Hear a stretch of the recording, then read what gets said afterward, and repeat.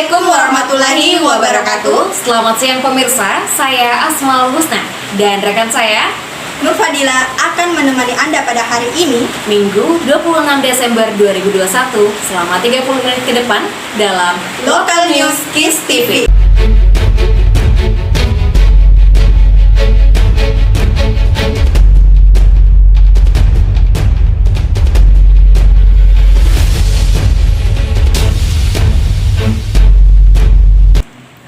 Beralih ke berita pertama.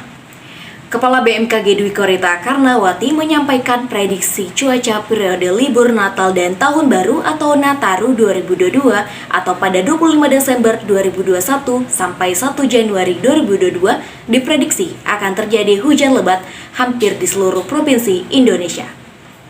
Beberapa wilayah juga akan mengalami dampak cuaca buruk saat libur Nataru, yaitu daerah seperti Sulawesi Barat dan Maluku yang mengalami hujan dengan intensitas sedang pada periode tersebut. Oleh karena itu, masyarakat dihimbau untuk berhati-hati pada periode Natal hingga selesai Tahun Baru 2022. Berita selanjutnya, UIN Alauddin Makassar telah menyelenggarakan perkuliahan tatap muka, namun hanya diberlakukan kepada mahasiswa semester 3. Kini kami telah terhubung dengan reporter Elsie yang sedang berada di lokasi. Berikut laporannya. Baik, terima kasih Asmaul Husna dan Nur Fadila. Pemirsa, sekarang saya sudah berada di Universitas Islam Negeri Alauddin Makassar, di mana kampus ini sudah mulai menyelenggarakan pembelajaran offline bagi mahasiswa semester 3 alias tatap muka langsung. Namun belum semua mata kuliah memperlakukan kuliah tatap muka atau masih dapat dikatakan dilakukan secara bertahap. Menurut penuturan salah satu mahasiswa semester 3, kuliah offline memprioritaskan mata kuliah praktek dan hanya beberapa mata kuliah teori. Baiklah, itu saja laporan dari saya, kembali ke studio. Beralih ke berita selanjutnya.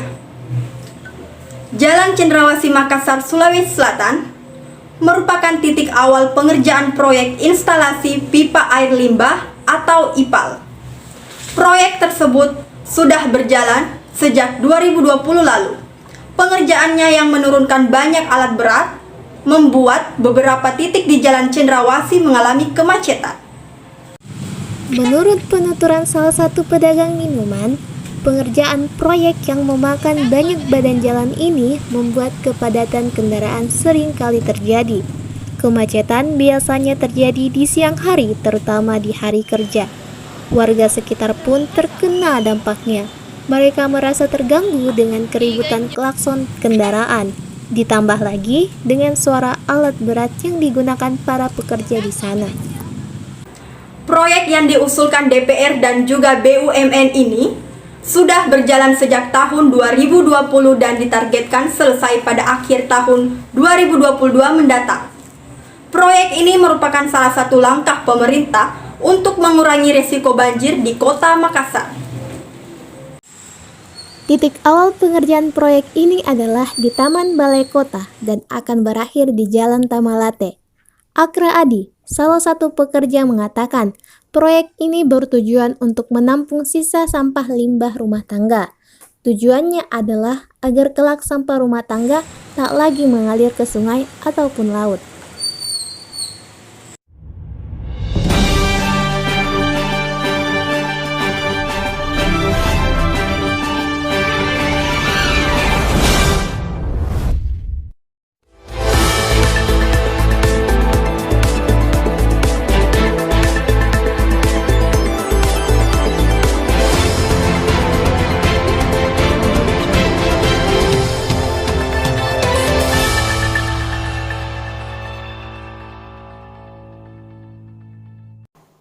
Banjir bandang di Bima, Nusa Tenggara Barat. Peristiwa banjir bandang kembali menerjang kota Bima. Curah hujan dengan intensitas tinggi yang mengguyur wilayah kota Bima, Nusa Tenggara Barat pada Sabtu 25 Desember tahun 2021 pukul 13.29 waktu setempat mengakibatkan debit air Sungai Gendo meluap sehingga merendam 248 rumah warga. Kejadian ini membuat warga panik dan berusaha untuk menyelamatkan harta benda miliknya yang berada di dalam rumah. Terjangan banjir yang bercampur lumpur diketahui dipicu oleh hutan gundul yang tak mampu menyerap air, membuat aliran air sungai mudah meluap, sehingga merendam belasan kelurahan di wilayah Kota Bima. Berdasarkan data BPBD Kota Bima, belasan kelurahan yang diterjang banjir antara lain Kelurahan Melayu, Jati Baru dan Timur, kemudian Kelurahan Penatoi, Lewirato, Paruganae, Gendosarae, Tanjung, dan yang terakhir Kelurahan Santi. Bapak Nazamuddin Kabid Kedaruratan dan Logistik BPBD Kota Bima mengatakan, banjir tidak hanya merendam ratusan rumah warga saja, namun juga merendam lahan-lahan pertanian warga dan terancam gagal panen. Ketinggian banjir antara 10 cm sampai 40 cm bahwa juga merendam 1 hektar lahan pertanian. Pukul 20.23 waktu setempat hujan telah berhenti mengguyur wilayah Kota Bima dan banjir telah surut yang menyisakan material lumpur dan sampah. Berdasarkan laporan dan koordinasi dengan tim reaksi cepat TRC Kota Bima, mulai dari BPBD DLK Damkar dan Dinsos Kota Bima, ada beberapa ruas jalan raya yang tertutup dengan material lumpur dan batu. BPBD setempat bersama tim gabungan yang terdiri dari TNI Polri, aparat desa dan warga setempat bergotong royong melakukan peninjauan dan membersihkan sisa-sisa material yang terbawa banjir. Demikian info banjir bandang di Bima, Nusa Tenggara Barat. Gempa kembali mengguncang wilayah yang ada di Indonesia, tepatnya di wilayah Nusa Tenggara Barat pada hari Kamis 23 Desember 2021 pada pukul 12.00 waktu Indonesia Tengah.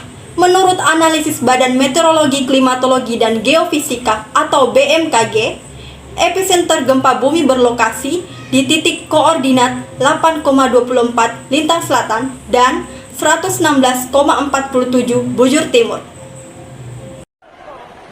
Pusat gempa berada di darat, tepatnya 36 km dari arah timur laut Lombok Utara. Sementara kedalaman gempa berada di 10 km. Getaran gempa dirasakan MMI level 3 di wilayah Lombok Utara dan Lombok Timur, sementara level 2 di Mataram dan beberapa wilayah di Sulawesi Selatan. Pemerintah juga mengeluarkan peringatan dini tsunami yang diakibatkan oleh gempa tersebut. Hingga kini, belum ada laporan terkait dampak gempa bumi yang menimbulkan korban jiwa. Beralih ke berita selanjutnya. Memasuki penghujung tahun, maka memasuki pula masa peralihan dari musim kemarau ke musim hujan.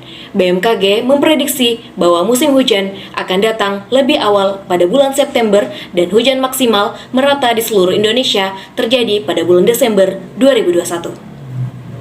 Memasuki penghujung tahun, maka memasuki pula masa peralihan dari musim kemarau ke musim hujan. Badan Meteorologi, Klimatologi, dan Geofisika BMKG memprediksi bahwa musim hujan akan datang lebih awal kali ini mulai September. Dan hujan maksimal merata di seluruh Indonesia terjadi pada bulan Desember tahun 2021. BMKG juga menambahkan bahwa beberapa wilayah di Indonesia akan mengalami kondisi musim hujan normal atas atau lebih basah dari biasanya, termasuk di wilayah Sulawesi Selatan. Intensitas hujan yang tinggi menyebabkan banjir di ladang persawahan masyarakat Sidrap, tepatnya di Desa Cilelang, Kelurahan Lakesi, Kecamatan Maritangai. Banjir yang melanda membuat ratusan hektar lahan pertanian pada musim tanam Oktober-Maret terancam mengalami gagal panen. Sehingga masyarakat petani dipastikan akan mengalami kerugian yang tidak sedikit nilainya. Tentu saja, dampak dari kerusakan ribuan hektar sawah di lahan persawahan diperparah di masa pandemi COVID-19 karena membatasi ruang lingkup kegiatan masyarakat petani yang mencari tambahan biaya hidup untuk keluarganya. Beralih ke berita selanjutnya. Beberapa titik di Jalan Letjen Hertasning, Makassar seringkali mengalami banjir. Bahkan intensitas hujan rendah pun mampu membuat jalanan tersebut tergenang hingga mengalami kemacetan. Beberapa kendaraan bermotor disarankan lebih berhati-hati ketika melewati jalan tersebut. Bagi sebagian warga masyarakat yang sering melewati Jalan Hertasning, pasti sudah tidak tidak asing dengan beberapa titik yang sering mengalami kebanjiran. Air yang berada di jalan seperti tertinggal karena tidak adanya saluran air atau got kecil di pinggir jalan raya tersebut. Menurut penuturan salah satu sukarelawan yang sering membantu para pengendara, yaitu Pak Sahrul, bahwasannya jalanan tersebut dulunya memiliki got, namun entah kenapa tiba-tiba tertimbun dan menghilang.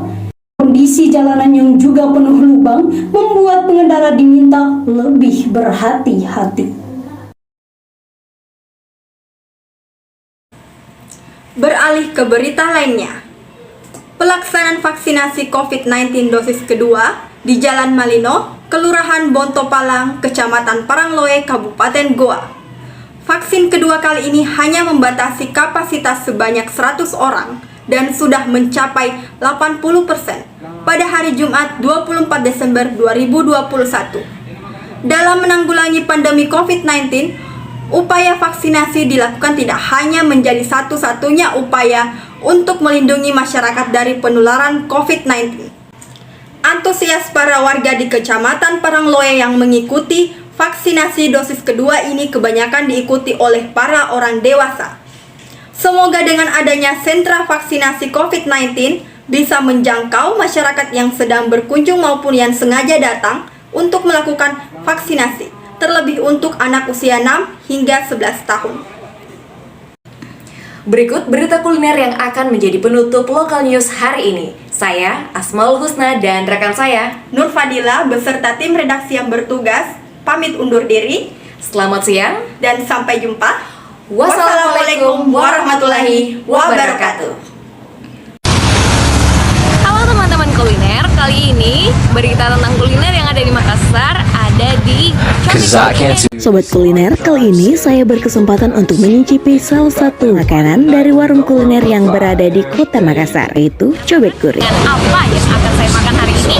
Yuk ikuti perjalanan saya kali ini. Berlokasikan di Jalan Mongsidi Lama nomor 24 Mangkura, depan SD Mongsidi.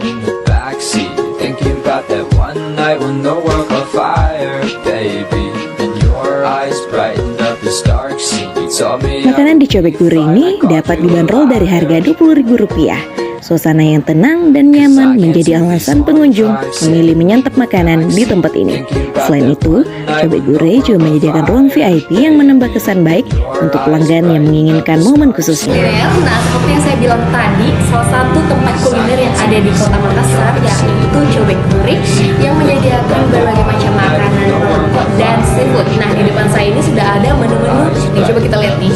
Nah, di depan saya ini sudah ada beberapa menu yang tersedia di cobek gurih yang terletak di Jalan Mongsidi Lama nomor 24. Nah, makanan ini cocok banget nemenin kalian di jam makan siang maupun jam makan malam karena rasanya yang gak diragukan. Beberapa menu yang sudah ada di piring saya hari ini ada udang telur asin dan ikan cepa rica parape. Nah, coba kita lihat di piring saya untuk rasa ikan cepanya ini cukup pedas tapi menggugah selera. Nah, untuk udang telur asin ini belum saya coba, tapi tetap pantengin berita kuliner kali ini.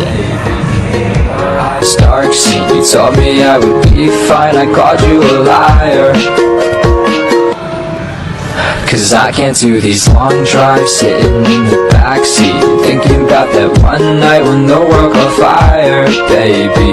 And your eyes brightened up this dark scene. You told me I would be fine, I called you a liar. Setelah menikmati berbagai macam makanan yang ada di cobek gurih kali ini, saya ingin menutup santapan kita ini dengan milkshake strawberry. Ya, kayak gitu. Nah, wah, sangat menggugah selera bukan? Oke, kita coba dulu ya.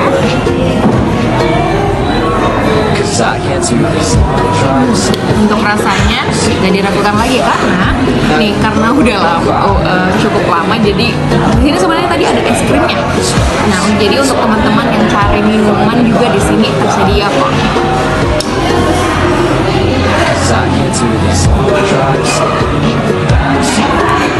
That one night when the world caught fire, baby.